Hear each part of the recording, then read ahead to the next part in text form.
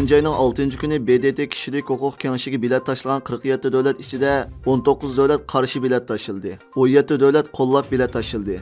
11 davlat Amerika rahbarligidagi atalmış Şinjandagi kishilik huquq vaziyati to'g'risidagi qaror loyihasidan voz kechdi. Bu xabar tarqalgandan keyin dunyodagi 60 dan ortiq Uyg'ur kishilik huquq tashkilotlari va boshqa kishilik huquq tashkilotlari birlashma bayonot e'lon qilib, Birlashgan Davlatlar Tashkiloti va uning mutaxassislarini Xitoy doiralarining Uyg'ur kishilik huquqini dafsanda qilganligi qarata konkret tadbir qo'llanishini talab qildi. Angliya, Kanada, Shvetsiya, Daniya, Finlandiya, İslandiya va Norvegiya qo'llagan qaror loyihasi 26 sentabr Amerika BDT kishilik huquq kengashiga sunildi. BDT kishilik huquq organining BDTning yaqinqi bayqashlarini muzokara qilishini talab qildi. Atalmış Şinjan kishilik huquq doklati e'lon qilindi. BDTning 48 betlik doklatida mundaq deb yakun chiqarildi. Xitoyning musulmon Uyg'urlar va boshqa turk millatlarini asos qilgan kishilik huquqi daxl ta'ruz qilishi xalqaro jinoyatlar, bo'libmi insoniyatga qarshi jinoyatlar bo'lishi mumkin. Uyg'ur guruhlari mundaq dedi. Bir qism a'zo davlatlar kishilik huquq kengashi ichidagi ilgari qabul qilingan obyektiv dialog, tarafsizlik, kamsitish va tanlamaslik prinsipini ochiq-oshkora nazardan soqit qildi. Bu masalaga qarata Sharq Turkiston informatsion markazining raisi Abjil Qarqash apandi bayonot berib mundaq dedi.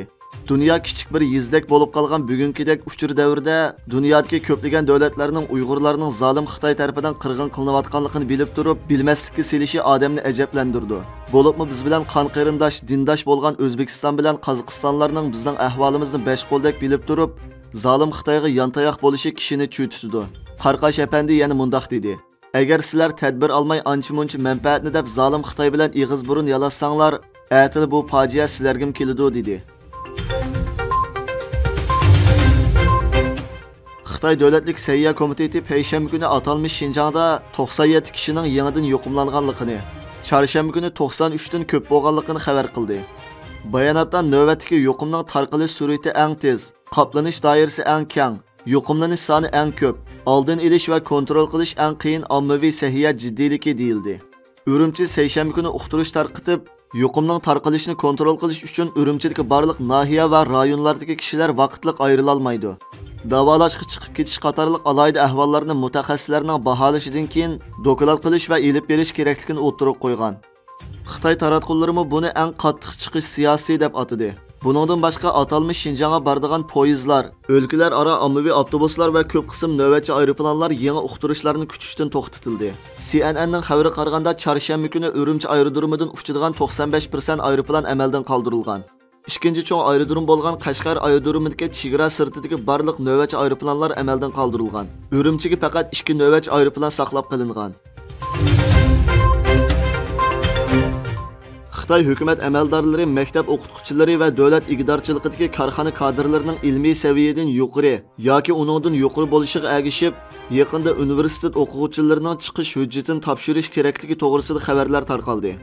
Shimoliy Millatlar Universiteti bexatarlik ishxonasi barliq o'quvchilarga uqtirish tarqitib, ularni pasporti va sayohat kinishkisini Shangang, Omin va Tayvanga topshirib berishini talab qilgan. Hamda pasportini yo'shirganlar buning oqibatini ustiga oladi deb tahdid solgan. Shanxaydagi bir ko'chmanlar shirkatining xizmatchisi mundaq dedi. Yaqinqi yillardan buyon chet elda o'qiyotganlarning soni ko'p bo'lmadi. Bu hukumatning andisini qo'zg'adi. Davlatda qerish masalasi intayin ig'ir bo'lg'achqa, hozir hamma davlatlar chet el yoshlarini jalb qilmoqchi.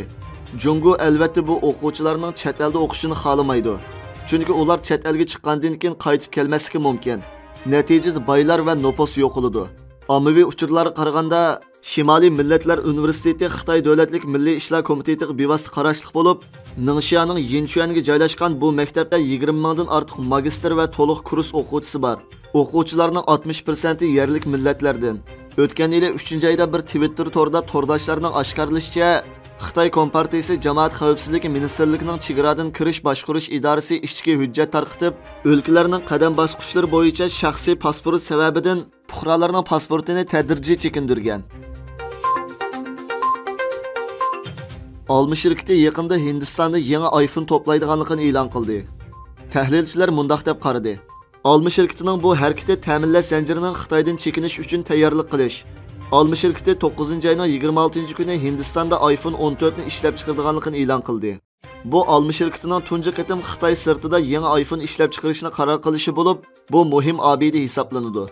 Hindiston g'oyat zo'r davlat ishchi bozori va mo'l arzon emgak kuchi bilan o'zini davlat halqagan shirkatlarning jalb qilish kuchiga ega ishlab chiqarish va savdo markazi qilib qurib chiqmoqchi.